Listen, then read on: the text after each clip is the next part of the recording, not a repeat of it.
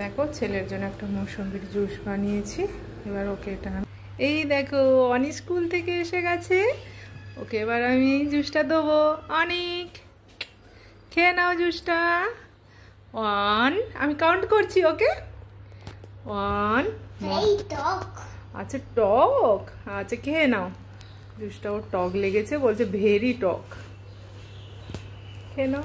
বাহ, good boy অনেক।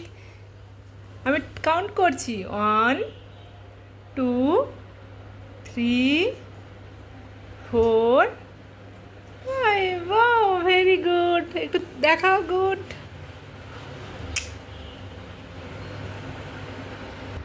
অনি, তোমাকে স্কুলে কি পড়িয়েছে?